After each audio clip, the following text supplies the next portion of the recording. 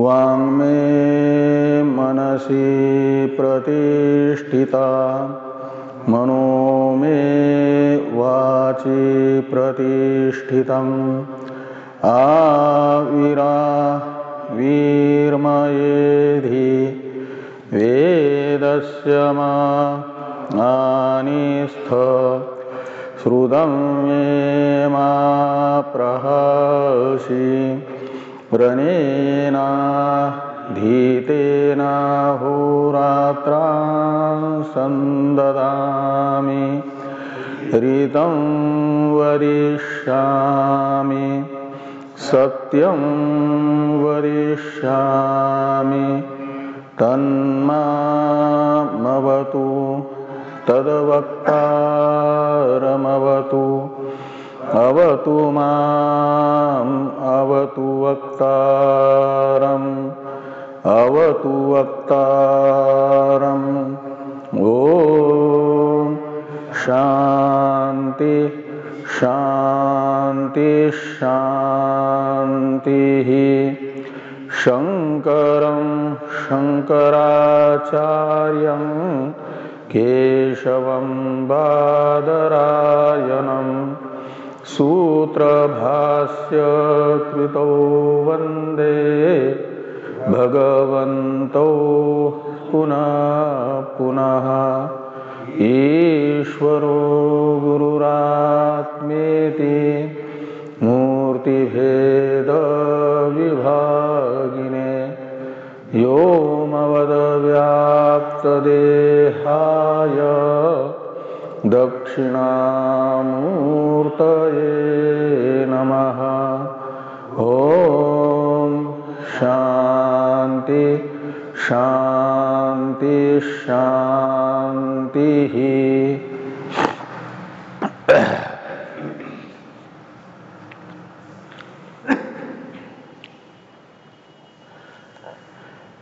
ऋग्वेदीय ऐत्रेय उपनिषद के द्वितीय अध्याय के पंचम मंत्र की चर्चा भाष्य सहित हम लोग कर चुके हैं।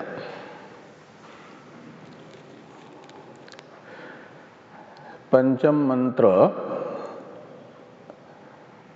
के अवतरण ब्राह्मण वाक्य के द्वारा ये बताया गया था कि पूर्व में प्रथम अध्याय तथा 4 जो इस अध्याय की कंडिकाएं हैं वे ब्राह्मण भाग हैं।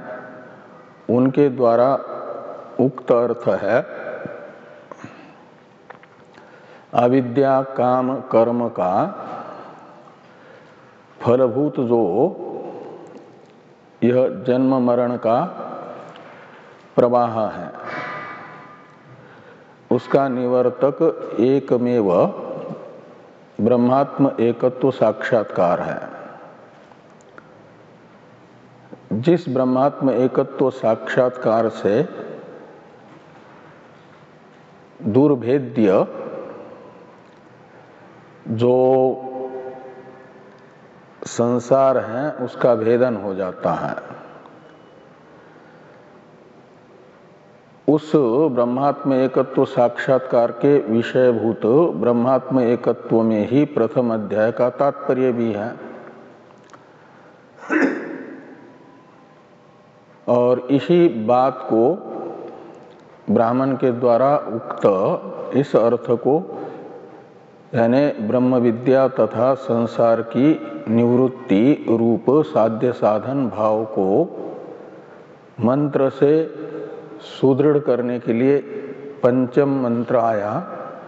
और वह पंचम मंत्र है सेनो जवसा निरदीयम। यहाँ तक गर्भेनु सन एवं येषाम से लेकर के निरदीयम यहाँ तक मंत्र था। इति शब्द मंत्र के समाप्ति का द्योतक है। और फिर गर्भ एव एतत् शयानो वामदेव एवं वाच यह ब्राह्मण वाक्य था। यह ब्राह्मण वाक्यात्मिका श्रुति ने यह बताया कि इस मंत्र के दृष्टा वामदेव ऋषि ने आश्चर्यचकित होकर के इस मंत्र का उच्चारण किया, यानी यह मंत्र उनके मुख से निकला। इसे गर्भ एव एतत्सयानो वामदेव एवं वाच, इस ब्राह्मण वाक्य की व्याख्या करते हुए भगवान भाष्यकार ने बताया। अब स एवं विद्वान अस्मा शरीर भेदात इत्यादि जो षष्ठ वाक्य हैं, ये भी ब्राह्मण वाक्य हैं। इस ब्राह्मण वाक्य की अवतरण टीका है, यानी ब्राह्मण वाक्य के व्याख्यान रूप भाष्य की अवतरण टीका है। उसे पढ़ने से ये षष्ठ कंडिका रूप ब्राह्मण वाक्य किस लिए है ये स्पष्ट हो जाएगा। तो इस षष्ठ कंडिका के व्याख्यान रूप भाष्य की अवतरण टीका देखिए। ज्ञानस्य अव्यभिचरित फलत्व ज्ञापनाय वामदेवेन ज्ञान फलम प्राप्तम इति वक्तुम स एवं विद्वान इति वाक्यम व्याचष्टे। व्याचष्टे के पहले तत् ये होने से और स्पष्ट हो जाता है। तो ज्ञानस्य अव्यभिचरित फलत्व ज्ञापनाय स एवं विद्वान इति वाक्यम, ऐसा अन्वय करना। तो ज्ञान का जो फल बताया गया है, संसार की निवृत्ति, समूल अध्यास की निवृत्ति, ये ज्ञान का फल है ना। इस फल के साथ ज्ञान रूप साधन का व्यभिचार नहीं है, यानी फल अपने साधन के साथ, कारण के साथ व्यभिचरित नहीं है। अव्यभिचार होता है साध्य साधन भाव का निश्चायक, व्यभिचार होता है साध्य साधन भाव का बाधक। तो ज्ञान है तो संसार की निवृत्ति निश्चित होगी ही होगी। यदि ज्ञान नहीं है तो संसार की निवृत्ति हो नहीं सकती। ये अन्वय सहचार व्यतिरेक सहचार है। तो यहाँ पर ये बताया जा रहा है कि ज्ञानस्य अव्यभिचरित फलत्व ज्ञापनाय, ज्ञान का फल अव्यभिचरित है, यानी अवश्यम भावी है। ज्ञान जैसा शास्त्र बताता है ऐसा यदि होता है तो वह निश्चित ही ज्ञाता को फल प्रदान करता है, यानी उसके संसार की निवृत्ति करता है। तो फलत्व ज्ञापनाय, इसी के लिए वामदेव ऋषि को गर्भ में ही ज्ञान हुआ, तो फिर उस ज्ञान का फल संसार की निवृत्ति बाध रूपा उनके गर्भ में ही हुई। इसके लिए, ये दिखाने के लिए, इसलिए कहते हैं वामदेवेन ज्ञान फलम प्राप्तम। तो ऋषि वामदेव जी को जिस अवस्था में ज्ञान हुआ उसी अवस्था में तत्क्षण ही उन्हें ज्ञान का फल समूल अध्यास का बाध रूप निवृत्ति भी प्राप्त हुआ।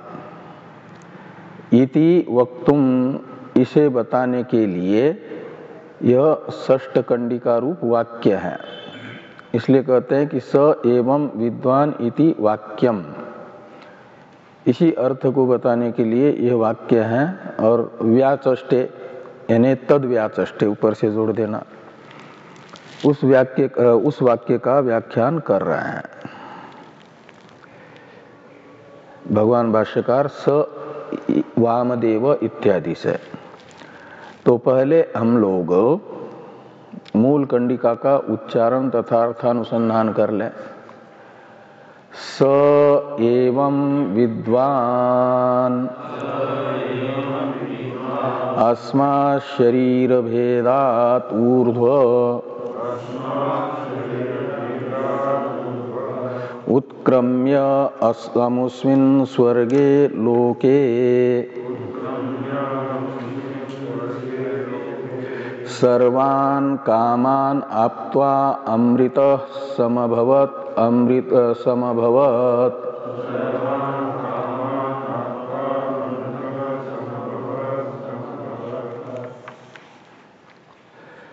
तो स ये सर्वनाम है प्रकृत अर्थ का स्वभावतः परामर्शक। प्रकृत अर्थ है मंत्र दृष्टा ऋषि।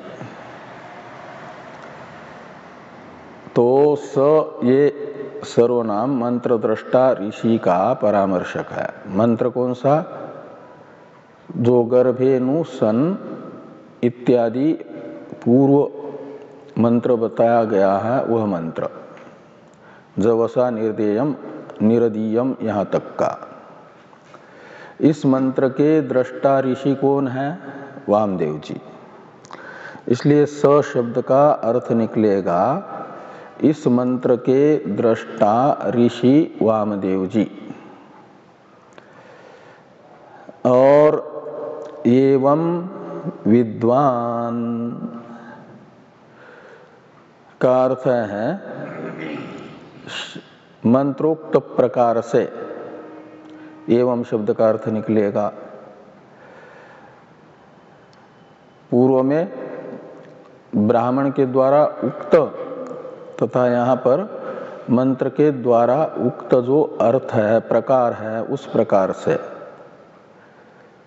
विद्वान यानी प्रकृतम आत्मानम विद्वान, विद्वान के कर्म के रूप में आत्मानम इस द्वितीयांत पद का अध्यार करना।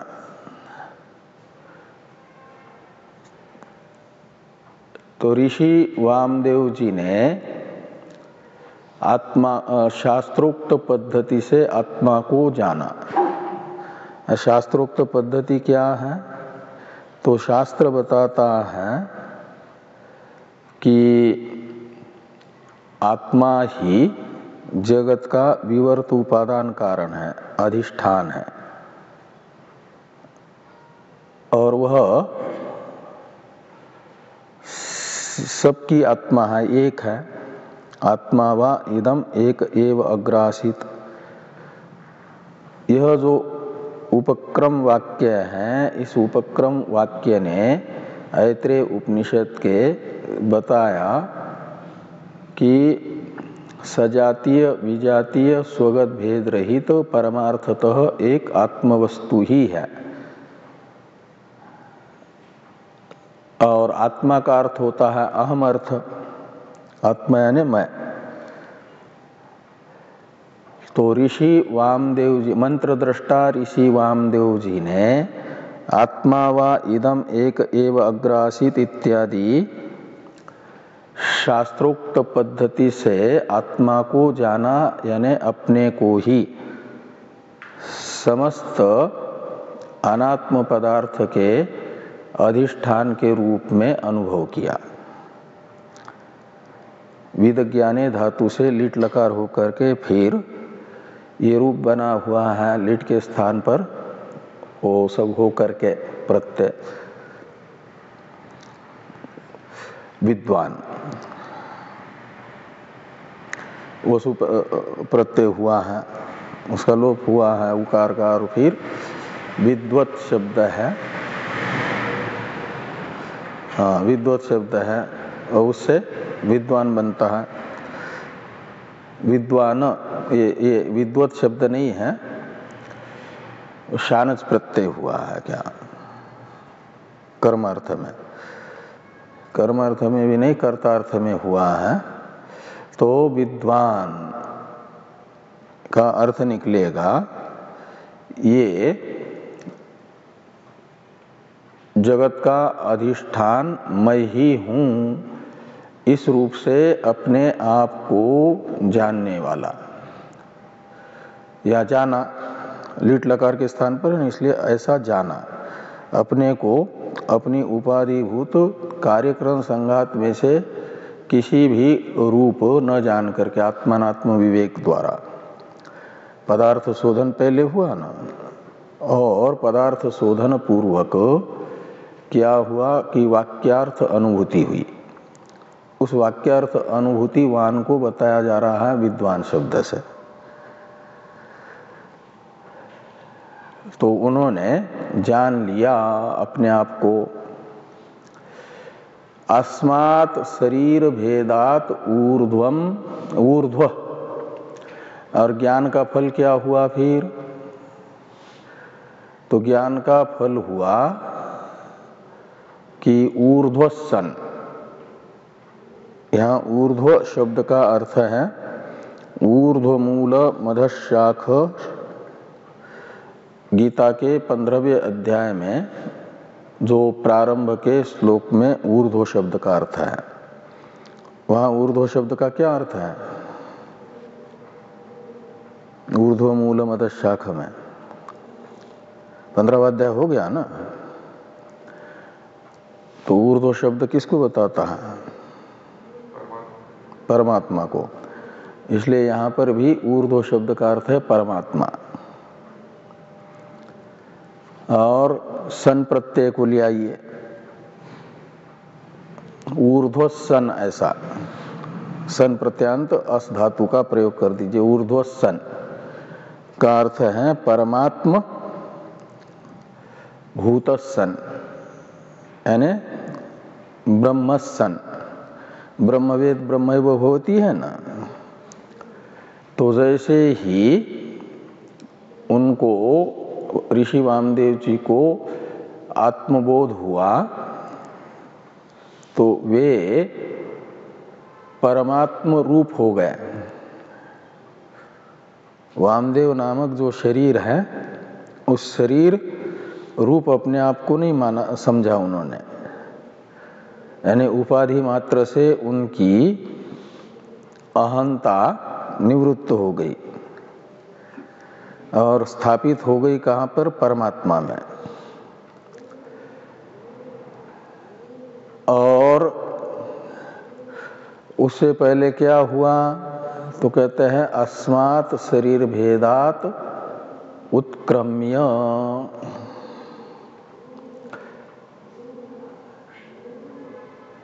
ये परमात्मा भाव प्राप्त होने से पहले जो शरीर विशेष थे, शरीर भेद थे, उस शरीर त्रय से क्या हुआ? उत्क्रम्य, यानी उत्क्रमण हुआ। उत्क्रमण है मृत्यु नहीं। उत्क्रमण का अर्थ है शरीर से आत्मभाव की, अहंता की व्यावृत्ति, ये उत्क्रमण है। जैसे अस्मात् शरीरात समुत्थाय परं ज्योति उपसंपद्य, वहाँ समुत्थान शब्द का अर्थ जो है वही यहाँ पर उत्क्रम्य शब्द का अर्थ लेना। तो शरीर भाव से निवृत्त होकर के, यानी शरीर भाव उनका चला गया, शरीर में तादात्म्य अभिमान रूप अध्यास का बाध हुआ। ये शरीर भेदात उत्क्रम्य शब्द का अर्थ निकलेगा। और फिर अहंता शरीर में नहीं रही, तीन शरीर में से किसी भी शरीर में तो रहेगी कहाँ? तो ऊर्ध्वसन यानी परमात्मा में ही रहेगी। फिर तो मैं ब्रह्म हूं, ऐसी उनको प्रतिपल स्फूर्ति हो रही है, स्फुरन हो रहा है। और आगे कहते हैं कि सर्वान कामान आप्त्वा। तो जैसे ही परमात्म भाव को प्राप्त हुए तो सर्व काम आपत्ति हो गई उनको। सर्वान कामान आप्त्वा, इससे बताया जा रहा है ज्ञान का फल जीवन मुक्ति। ज्ञान के दो फल है ना, एक दृष्ट फल है जीवन मुक्ति, अदृष्ट फल है विधेय मुक्ति। तो सर्वान कामान आप्त्वा से जीवन मुक्ति को बताया गया। ऋषि वामदेव जी जब तक उनका प्रारब्ध रहा तब तक जीवन मुक्ति रूपी दृष्ट फल ज्ञान का उन्हें प्राप्त हुआ, और फिर अमुस्मिन् स्वर्गे लोके अमृत समभवत। यहाँ स्वर्गलोक शब्द से इंद्र के लोक को नहीं लेना। इंद्र जिस लोक के अधिपति है उन्हें भी स्वर्ग कहा जाता है, लेकिन वह स्वर्ग यहाँ पर नहीं लेना। यहाँ स्वर्ग शब्द का अर्थ है आत्मा, स्वस्वरूप, निर्विशेष ब्रह्म। तो स्वर्गे लोके शब्द का अर्थ निकलेगा निर्विशेषे ब्रह्मणि। ऐसे स्वर्ग शब्द का अर्थ होता है दुख रहित सुख, ये स्वर्ग शब्द का अर्थ निकलता है। यन्न दुखेन संभिन्नम न च ग्रस्तम अनंतरम।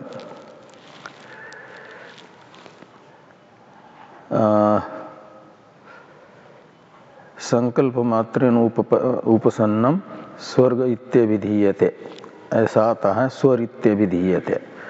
तो स्वर्ग शब्द से उसे कहा जाता है जो दुख से युक्त नहीं है, ऐसा सुख। और न च ग्रस्तम अनंतरम, कभी भी दुख से युक्त वो नहीं होगा। उसका एक बार प्रकट हुआ तो हमेशा रहता है जो सुख, वो है आत्म सुख। तो स्वर्ग शब्द का अर्थ निकलेगा आत्मा, आत्मस्वरूप आनंद, ब्रह्मानंद। और लोक शब्द का अर्थ है ज्ञान, वो आनंद जड़ नहीं है। लोचरी धातु है लोचन अर्थ में, उसका अर्थ होता है प्रकाश। आलोक शब्द भी इसी से बनता है ना, आसमंतात लोक्यते दीप्यते इति आलोक। सूर्य को कहा जाता है, प्रकाश को कहा जाता है। तो लोक शब्द का अर्थ है प्रकाश, और यहाँ प्रकाश लेना है चित प्रकाश। इसलिए स्वर्ग लोक शब्द का अर्थ निकलेगा चिदानंद। तो चिदानंदे ये स्वर्गीय लोके का अर्थ निकलेगा। तो चिदानंदे अमृत समभवत। तो जैसे ही प्रारब्ध का फलोपभोग करके क्षय हुआ तो चिदानंद स्वरूप जो ब्रह्म है उसमें अमृत समभवत। तो चिदानंद स्वरूप में अमृत हो जाना है। चिदानंद है सामान्य आनंद तथा सामान्य चेतन, और उस सामान्य चिदानंद स्वरूप में अवस्थान, ये अमृत भवन है। जब तक उपाधि रहती है तब तक जीवन मुक्त के दृष्टि में जीवन मुक्त तो चिदानंद, सामान्य चिदानंद रूप ही है, लेकिन उनको देखने वाले जो अज्ञानी जन हैं उनके दृष्टि में वह कार्यक्रम संघात रूप है, क्योंकि देखने वाला स्वयं अपने आप को कार्यक्रम संघात रूप देखता है, उपाधि रूप देखता है। तो जीवन मुक्त को वह उपाधि रूप ही देखेगा अज्ञानी। और उपाधि से जो भी विकार हो रहे हैं उपाधि में, उपाधि युक्त अपने में मान लेता है अज्ञानी। ऐसे ज्ञानी को सोपाधिक देख करके ज्ञानी की उपाधिगत विकारों को ज्ञानी में आरोपित करता है। लेकिन ज्ञानी की दृष्टि में उस समय भी ज्ञानी उन विकारों से रहित ही है, उपाधि से, उपाधि के विकारों से। अज्ञानी के दृष्टि में जो उपाधि निमित्तक विकार प्रतीत हो रहे थे और सविशेष प्रतीत हो रहा था, वह सविशेष भाव जिस उपाधि के कारण प्रतीत हो रहा था, वह उपाधि ही शांत हो गई। ब्रह्मज्ञानी का शरीर छूट गया, तो ब्रह्मज्ञानी की उपाधि शांत होने से दूसरी उपाधि अब मिलनी नहीं है। तो ब्रह्मज्ञानी उसी समय अपने सामान्य चिदानंद स्वरूप में अवस्थित होता है। ये सामान्य स्वरूप में अवस्थित होना है विधेय कैवल्य। और अभी तक जीवन मुक्त था का मतलब उपाधि के साथ था, वह उपाधि छूट गई तो निर्विशेष स्वरूप में अवस्थित होना। ये है स्वर्गे अमुस्मिन् स्वर्गे लोके अमृतः समभवत्, इस वाक्य का अर्थ निकलेगा।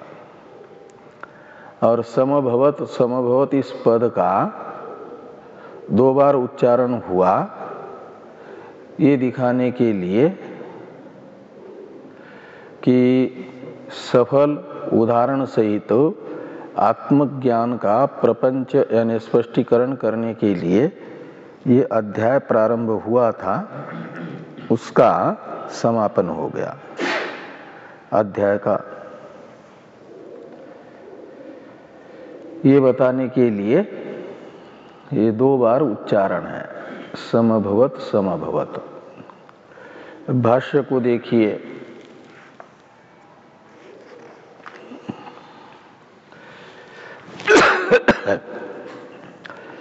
तो स वामदेव ऋषिर यथोक्तम आत्मानम एवं विद्वान।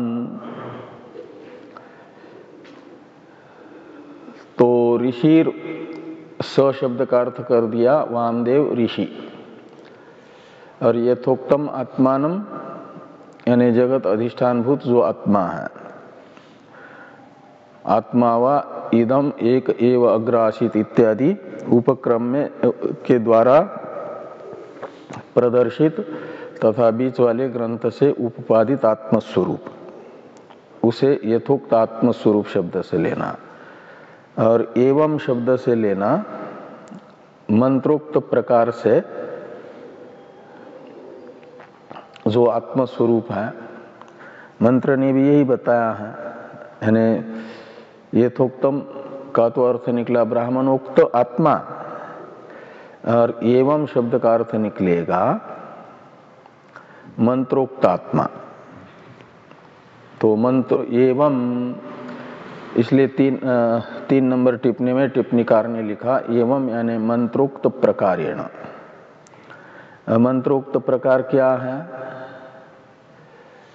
कि पदार्थ विवेक पूर्वक वाक्यार्थ बोध, ये बताया गया है ना। प्रथम पद से, प्रथम वाक्य से ज्ञाता के रूप में अहम अर्थात्मा को बताया गया था पंचम मंत्र के प्रथम वाक्य में, और बाकी येषाम देवानाम जनिमानि विद्वान, इससे अनात्म वस्तु का धर्म ही जन्म को बताया गया। येषाम देवानाम शब्द से लिया गया अनात्मा संसार मात्र कार्य कारणात्मक, और ये कार्य कारणात्मक जो संसार है उसी का जन्म से उपलक्षित सद्भाव विकार है, जन्म होता है। ये दिखा करके अनात्मा को दृश्य के रूप में, आत्मा को दृष्टा के रूप में बताया गया। ये दृश्य विवेक हुआ ना, दृश्य है अनात्मा और दृक् है आत्मा, और अपने आप को दृश्य मात्र से विविक्त जो दृक् है तद्रूप अनुभव किया ऋषि वामदेव जी ने। इसे अन्ववेदम इससे बताया गया। और कहाँ पर किया? तो गर्भ में किया। ये प्रथम वाक्य था ना, विवेक पदार्थ विवेक पूर्वक वाक्यार्थ बोध को बताने वाला एक प्रकार से। और दूसरा प्रकार था कि सारे संसार के जन्म का हेतु आत्मा ही है, यानी मैं ही हूँ। समस्त जगत का विवर्त उपादान कारण मैं हूँ, इसलिए सारा संसार मेरे में ही अध्यस्त है। मेरे अध्यस्त होने से मेरे से अतिरिक्त नहीं है, ऐसा ये मंत्रोक्त प्रकार है आत्मज्ञान का। और इस प्रकार से ये इस प्रकार को लेना है एवं शब्द से। और विद्वान, हाँ विद्वान ये वसु प्रत्यांत ही है। मूल में थोड़ा वो न पूरा लग रहा था ना, लेकिन वो अस्मात् ऐसा निकलेगा ना। तो विद्वत शब्द विद्वत शब्द है, उसका बनता है वो नुम आगम वगैरह होकर के विद्वान। विद्वान विद्वांसो विद्वांस ऐसा बनता है ना, विद्वत शब्द है वो सुप्रत्यांत। लिट के स्थान पर वो स्वादेश होता है। एवं विद्वान और अस्मात् शरीर भेदात, ये मूल में पद है अस्मात् शरीर भेदात। इसमें शरीर भेदात का अर्थ करते हैं, षष्ठी तत्पुरुष समास विग्रह बताया जा रहा पहले। तो शरीरस्य अविद्या परिकल्पितस्य आयस्वद अनिर्भेद्यस्य जनन मरणादि अनेक अनर्थ शताविष्ट शरीर प्रबंधस्य। और इसका अन्वय जाएगा विनाशात के साथ। विनाशात, वो विनाशात पद आ रहा है, शरीर विनाशात आया है ना, वो शरीर शब्द फिर से प्रयोग किया है अन्वय के लिए, नहीं तो सीधा होना चाहिए विनाशात। कहाँ पर है मिला ना इधर वाले पंक्ति में, शरीर विनाशात इत्यर्थ। यहाँ पर जो विनाशात है ये शरीर भेदात का ही अर्थ किया है। शरीरस्य भेदात यानी विनाशात इति शरीर भेदात, ये अर्थ निकलेगा। शरीरस्य भेदात इति शरीर भेदात। और शरीर शब्द से लेना है शरीर का प्रवाह।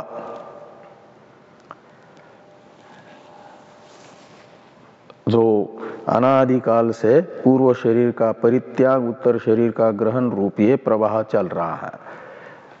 इस प्रवाह का भेद है विनाश। और वो हुआ शरीर विनाशात, इस शब्द से बताया गया है। शरीर शब्द का प्रयोग फिर से इसलिए किया गया है कि ये विग्रह वाक्य है ये, और विग्रह वाक्य और ये किससे हुआ इसको आगे बताया जा रहा। पहले ये शरीर के जो विशेषण दिए हैं शरीर प्रबंध के, उसको देखिए कि शरीरस्य यानी अविद्या परिकल्पितस्य, शरीर है अविद्या से परिकल्पित यानी अध्यस्त है। शरीर से लेना उपाधि मात्र को, कार्यक्रम संघात को। और ये कैसा है? तो आयसवत अनिर्भेद्यस्य, तो जैसे लोहे की सांकल अनिर्भेद्य होती है, ऐसे ही अनिर्भेद्य है ब्रह्म ज्ञान के बिना यह शरीर प्रबंध। तो आयस्वत अनिर्भेद्यस्य वो कौन है? तो कहते हैं जनन मरण आदि अनेक अनर्थ शताविष्ट शरीर प्रबंधस्य। तो जनन मरणादि रूप अनेक जो अनर्थ शताविष्ट यानी असंख्य शरीरों का प्रबंध है, प्रवाह है। 84 लाख प्रकार के शरीरों का पूर्व शरीर का त्याग, उत्तर शरीर का ग्रहण रूप ये प्रवाह। और इस प्रवाह का क्या हुआ? विनाशात, भेदात का मतलब भेदन हुआ का अर्थ निकला अविद्या परिकल्पित ये शरीर प्रबंध है का मतलब ये अर्थाध्यास है। अध्यास दो प्रकार का होता है ना, ज्ञानाध्यास, अर्थाध्यास। तो ये अविद्या परिकल्पित शरीर प्रबंध है का मतलब ये अर्थाध्यास रूप है, अध्यस्त है। अध्यस्त पदार्थ को कहा जाता है अर्थाध्यास। रस्सी में सर्प है, अर्थाध्यास, और सर्प का ज्ञान है ज्ञानाध्यास। तो ये अर्थाध्यास हुआ शरीर प्रबंध, और ये दोनों भी, ज्ञानाध्यास भी और अर्थाध्यास भी बाधित हो जाते हैं। किससे? ब्रह्म ज्ञान से, आत्मज्ञान से।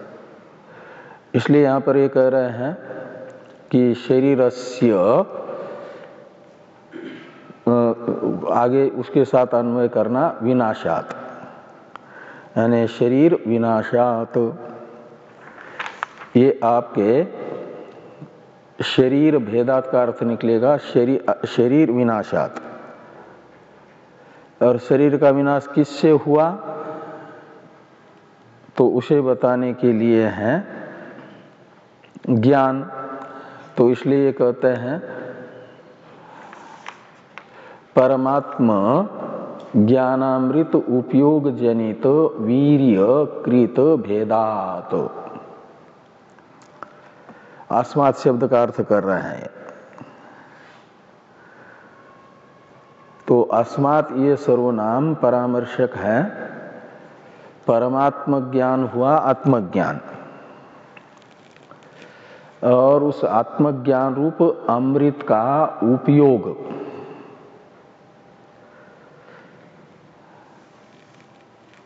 वो है ज्ञानाभ्यास। बार बार, एक बार ज्ञान हुआ उससे शरीर बाधित हो गया।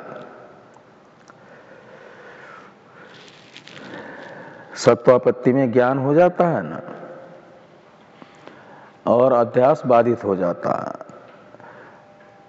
फिर निरंतर जो निर्विशेष आत्मस्वरूप है उसी में अहंता को बनाए रखना, ये ज्ञानाभ्यास है।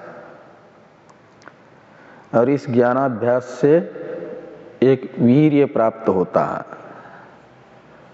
सामर्थ्य प्राप्त होता है। इसलिए ये ज्ञानामृत उपयोग शब्द का अर्थ है ज्ञानाभ्यास।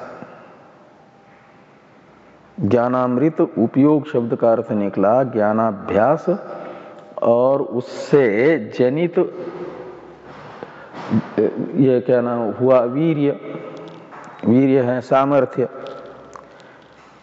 केन मंत्र में कहा गया है ना, केनोपनिषद में, वीर्यम विद्या विन्दते अमृतम। तो अविनाशी वीर्य की प्राप्ति होती है ज्ञानाभ्यास से, विद्या से।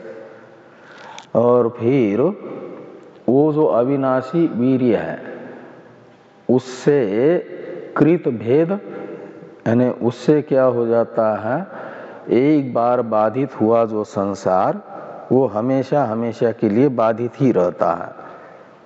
नहीं तो ये एक बार ज्ञान उत्पन्न हुआ, उसने संसार को बाधित कर दिया, और वो बाधक वृत्ति निवृत्त होने के बाद फिर से ये अज्ञान आ जाए, अविद्या आ जाए, अध्यास आ जाए, ये जो शंका होती है। जैसे काई को के ऊपर जमी हुई, थोड़ा सा हटा करके अपना पात्र में जल भर लिया तो दोबारा वो काई जल को जहाँ से काई हटाई थी वहाँ के जल को ढक देती है ना। ऐसे अध्यास आ करके बुद्धि में फिर स्वरूप को आवृत्त कर दे, यह आशंका हो सकती है। इस आशंका का समाधान करने के लिए श्रुति ने कहा है वीर्यम विद्या विन्दते अमृतम। विद्या जो है क्या करती है, विद्वान की बुद्धि में अविनाशी सामर्थ्य प्रदान करती है। वो जो सामर्थ्य है उस सामर्थ्य से भेद हो गया का मतलब दृढ़ बाध हो गया, हमेशा हमेशा के लिए बाधित ही रहेगा ये संसार। फिर से विद्वान की बुद्धि में अध्यास रूपी काई छाएगी नहीं। इस अभिप्राय से लिखा। हाँ, कुछ कहना है क्या? योग समाधि में ये दूसरे प्रकार का फिर से आता है। हाँ, जब तक साक्षात्कार नहीं होगा ब्रह्मात्मेकत्व बोध और उससे जनित सामर्थ्य बुद्धि में नहीं आएगा, तब तक वो बाधित ही रहेगा, तब तक अबाधित ही रहेगा संसार। और ये सामर्थ्य आने के बाद बाधित होगा, वो फिर हमेशा के लिए बाधित ही रहेगा। इसलिए वीर्यम विद्या विन्दते अमृतम इस मंत्र के आधार पर अर्थ कर रहे हैं अस्मात् शब्द का कि परमात्म ज्ञानामृत उपयोग जनित वीर्यकृत भेदात, वीर्यकृत जो भेद है उससे क्या हुआ, शरीर उत्पत्ति बीज अविद्यादि निमित्त उपमर्द हेतु। और यहाँ कृत भेद शब्द से लेना विशेष, ये वीर्य से कृत जो ज्ञान में विशेष है। यहाँ भेद शब्द विनाश का बोधक नहीं, वीर्यकृत में वीर्यकृत भेद का अर्थ है वीर्यकृत जो विशेषता, यानी सामर्थ्य से जन्य जो विशेषता। वो किस में आएगी विशेषता? विद्वान में। और उससे उसको कहा गया उस विशेषता को कि शरीर उत्पत्ति बीज विद्या अविद्या धी निमित्त उपमर्द हेतु। तो शरीर का बीज है अविद्या। इन सब का अवतरण भी था टीका में, थोड़ा टीका का अवतरण देख लेते पहले। ये है शरीर उत्पत्ति, इसका अवतरण था, ये आ रहा है ना यहाँ, शरीर उत्पत्ति बीज अविद्या। इसके अवतरण टीका को देखिए, इधर वाले पृष्ठ पर है। शरीरस्य पुनरुत्पत्ति शंकाम वारयति, शरीर की पुनः उत्पत्ति की विषयक आशंका यानी जन्मांतर की आशंका का निराकरण विद्वान के भगवान भाष्यकार शरीर उत्पत्ति इत्यादि से कर रहे हैं।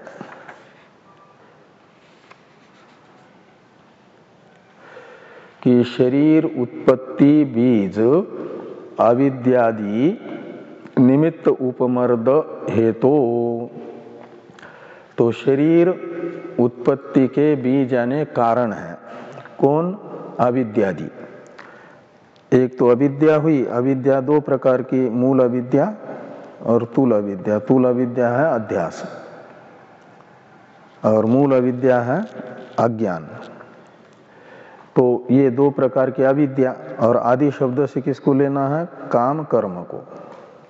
इसलिए दो प्रकार की अविद्या, काम और कर्म, ये है शरीर उत्पत्ति बीज। शरीर उत्पत्ति बीज और अविद्यादि में कर्मधारय समास है। अविद्यादि का विशेषण है शरीर उत्पत्ति बीज। बीज शब्द का अर्थ है कारण। तो शरीर के उत्पत्ति के कारण रूप जो अविद्यादि है, और ये अविद्यादि रूप जो निमित्त हैं, उस निमित्त का उपमर्द हो गया। उपमर्द कहते हैं विनाश। और उस विनाश का हेतु कौन है? वो विनाश का हेतु है ये परमात्म ज्ञान अमृत उपयोग जनित वीर्यकृत विशेष भेद। इस भेद से, भेद को कहा गया शरीर उत्पत्ति के बीजभूत अविद्यादि रूप निमित्त का उपमर्दक। ये है ज्ञान के अभ्यास से उत्पन्न हुआ वीर्य विशेष, सामर्थ्य विशेष, उससे ये शरीर का नाश हो गया। हेतु हो शरीर विनाशात, तो शरीर का विनाश हो गया। विनाश यहाँ है बाध, और वो बाध होने के कारण फिर हमेशा के लिए बाधित ही रहेगा। और बाधित होने के कारण अब कारण भी बाधित हो गया, अविद्या काम कर्म। ये बाधित अविद्या काम कर्म जन्म के हेतु नहीं बनते हैं। अबाधित अविद्या काम कर्म से ही जन्म होता है, पुनर्जन्म होता है। फिर ये बाधित कर्म क्या करेंगे विद्वान के? तो विद्वान के बाधित कर्म विद्वान दो प्रकार के हैं, पुण्यात्मक पापात्मक। तो उसके लिए श्रुति कहती है तस्य दायम पुत्रा उपयंती सूरिदः साधुकृत्याम द्विषन्तः पापकृत्याम। तो विधेय कैवल्य को प्राप्त हुए ब्रह्मज्ञ के जन्म के हेतुभूत जो कर्म बाधित हुए थे, उन्होंने विद्वान को तो जन्म नहीं दिया, लेकिन उनके जो सुहृद हैं उन्हें वो पुण्य कर्म चले जाते हैं ईश्वरीय व्यवस्था के अनुसार, और पाप कर्म मिलते हैं निंदक को, ब्रह्मज्ञानी की निंदा करने वालों को।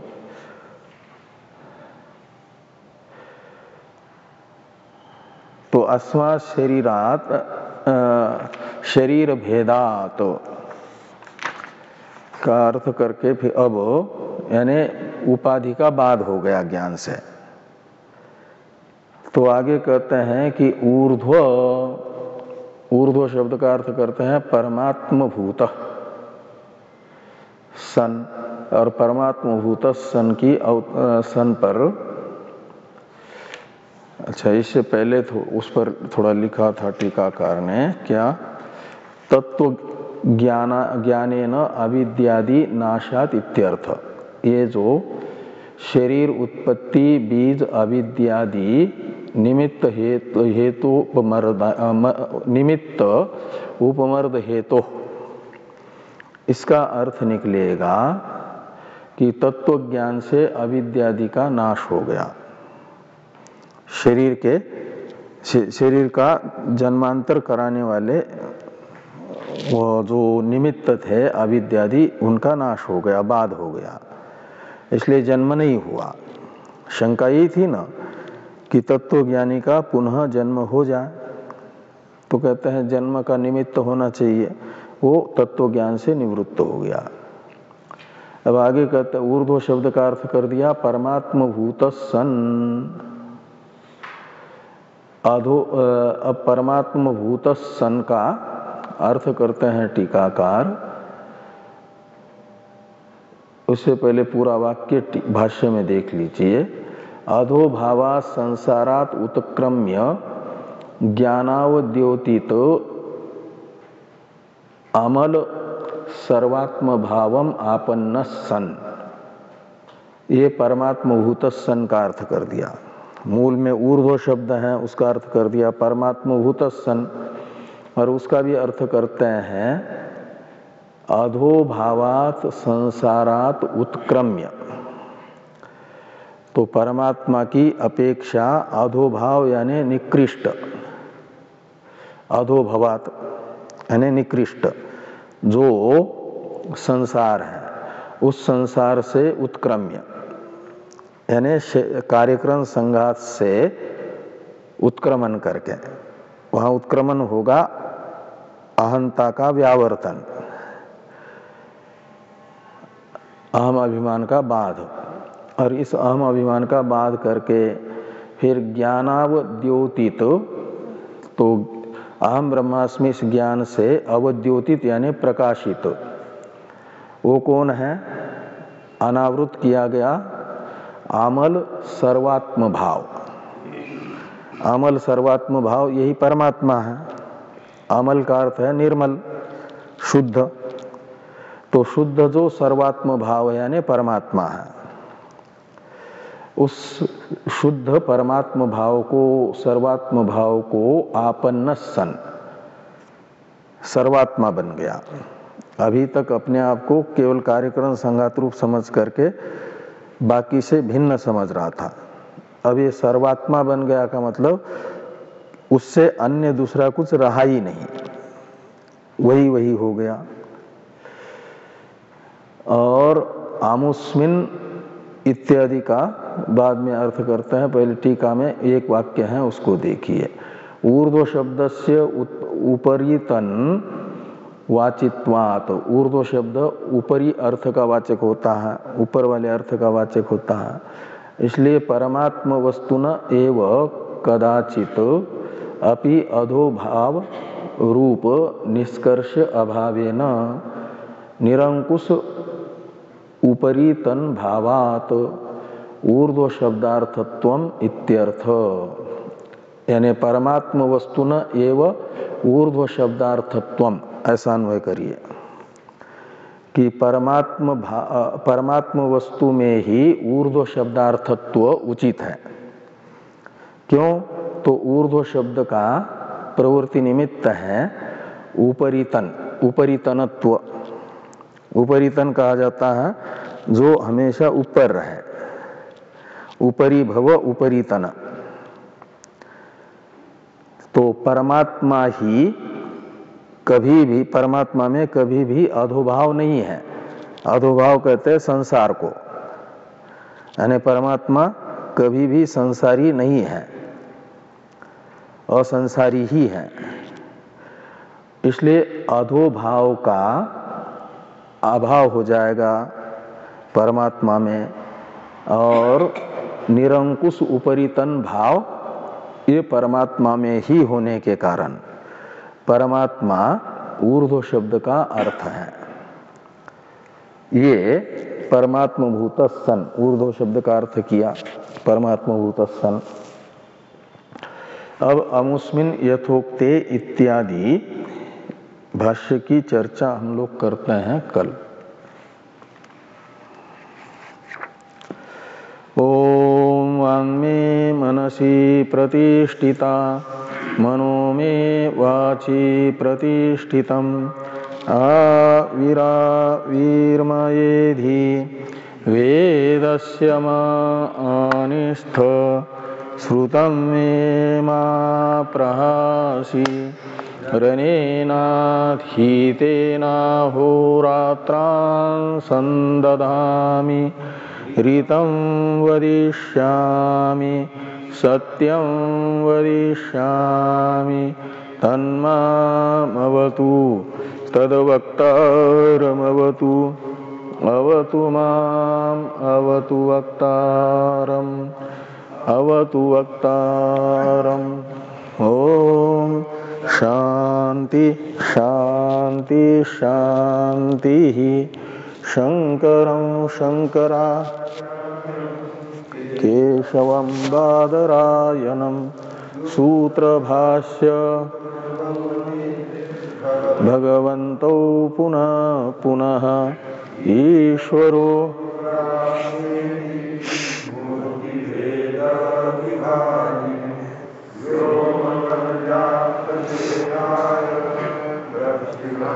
मूर्तये नमः। ओम शांति शांति शांति।